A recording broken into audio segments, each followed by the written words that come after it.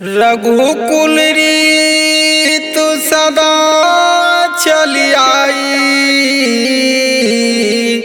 प्राण जाई पर बचन न जाई। जय श्री राम।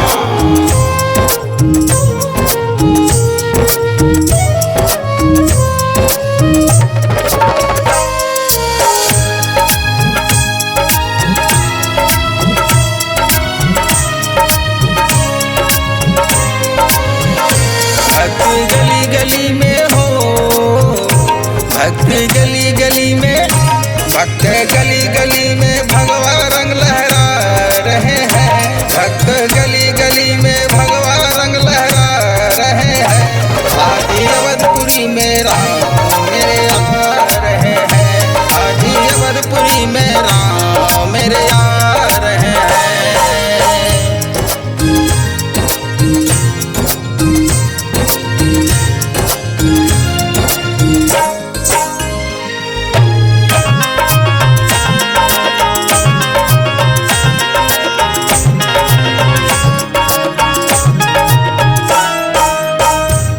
सदी बाद जो अब जगमगाया है, प्राण प्रतिष्ठा का शुभ घड़ी आया है।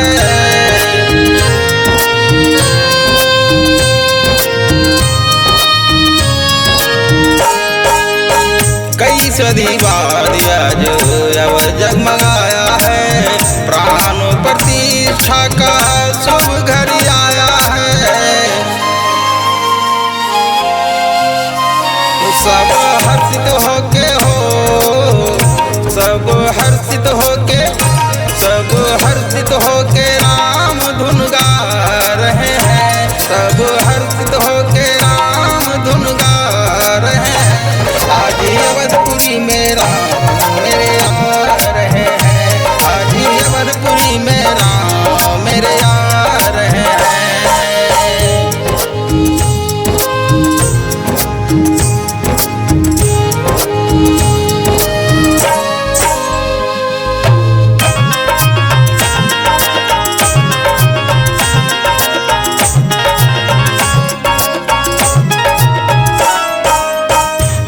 पूरा सपना हर घर दीप जलाएंगे, आंगना सजाएंगे और राम को बुलाएंगे।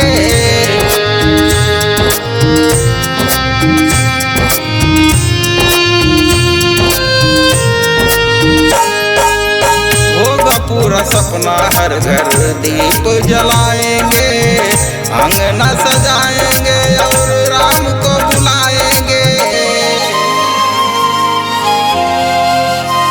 राम दर्शन देंगे हो, राम दर्शन देंगे, राम दर्शन देंगे सबके दिल में छा रहे हैं। राम दर्शन देंगे सबके दिल में छा रहे हैं। आज अवधपुरी में राम मेरे आ रहे हैं। आज अवधपुरी में राम मेरे आ रहे हैं।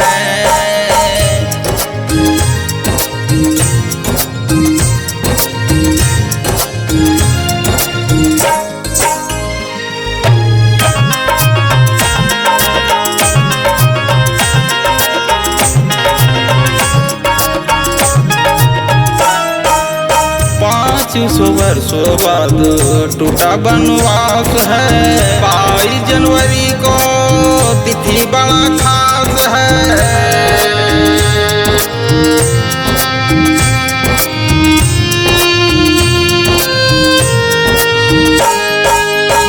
500 वर्षों बाद टूटा वनवास है। 22 जनवरी को तिथि बड़ा खास है।